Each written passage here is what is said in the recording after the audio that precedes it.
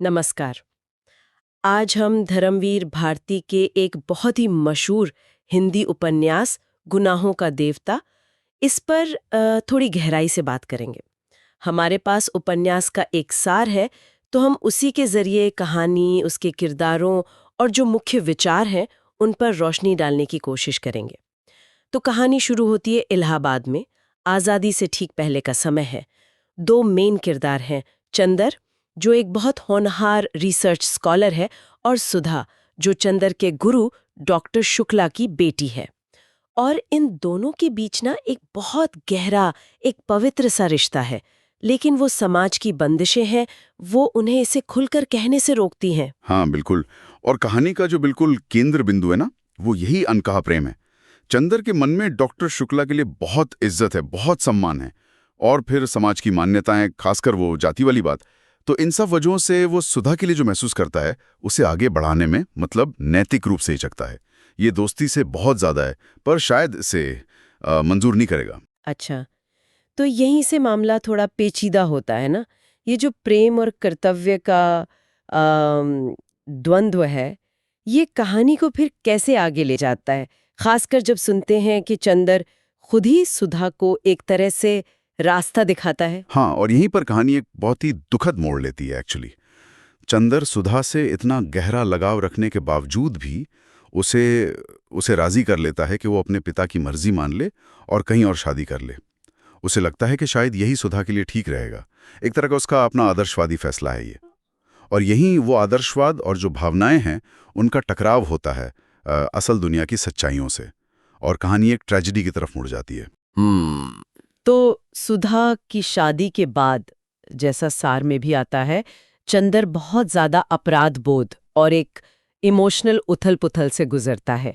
वो फिर पम्मी और बिंती जैसी दूसरी औरतों में शायद एक तरह का सुकून या भूलने का रास्ता ढूंढता है। जैसे पम्मी के साथ एक फिजिकल रिश्ता बनता है, बिंती के साथ एक इमोशनल सहारा ढूंढता है। पर ये कोशिशें कहाँ ले जाती हैं? क्या उसे वो मिलता है जो वो ढूंढ रहा है? दिलचस्प बात यही है, और सार भी यही बताता है कि ये रिश्ते उसे उस खालीपन से बाहर नहीं निकाल पाते। वो कोशिशें नाकाफी रहती हैं एक तरह से। और दूसरी तरफ सुधा है, जो अपनी शादीशुदा जिंदगी में खुश नहीं है। वो अंदर ही अंदर घुटती है, बीमार पड़ती जाती है, और आखिरकार उसकी मौत हो जाती है। और ये घटना चंदर को जैसे पूरी तरह से तोड़ देती है और उसे अपने उन आदर्शवादी फैसलों के नतीजों पर सोचने को मजबूर कर देती है। ये तो वाकई बहुत दुखद है, सुधा का अंत। तो फिर इस पूरी कहानी का सार क्या निकलता है? ये उपन्यास किन बड़े मुद्दों पर हमें सोचने पर मजबूर करता है? देखिए, ये उपन्यास कई लेवल्स पर बात करता है। सबसे पहले तो ये प्रेम और कर्तव्य के बीच का जो मुश्किल संघर्ष है उसे दिखाता है। फिर आदर्शवाद कैसे असल जिंदगी की कठोर सच्चाइयों से टकराता है वो दिखाता है।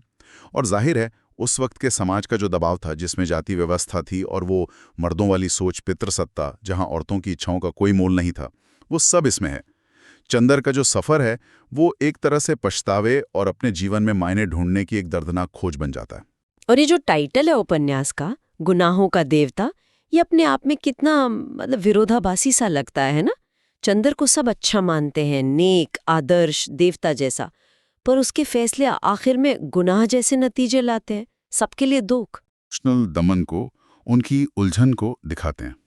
और साथ ही सुधा का जो दुखद अंत है, वो उस दौर की औरतों की जो सीमित आज़ादी थी और अपनी भावनाओं को दबाने की जो उन्हें कीमत चुकानी पड़ती थी, उसे साफ दिखाता है।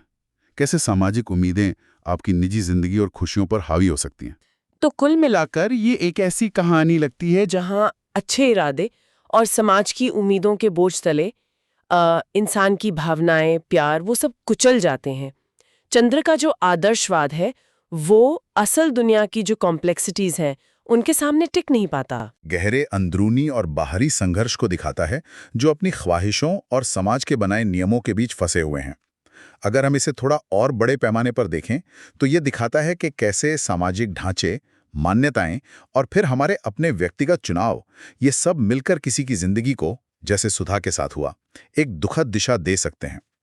और ये हमें एक बहुत जरूरी सवाल के साथ छोड़ देता है कि अगर चंदर की वो जो कथित महानता है, उसका जो आदर्शवाद है, उसे सिर्फ उसके कामों के नतीजों से आंका जाए, तो उसे नैतिक रूप से कहाँ रखा जाएगा। ये सोचने वाली बात है कि सुधा जैसे किरदारों की किस्मत तय करने में उस समय के सामाजिक दबाव ज्यादा भारी थे या फिर किरदारों के अपने फैसलों का वजन ज्यादा था।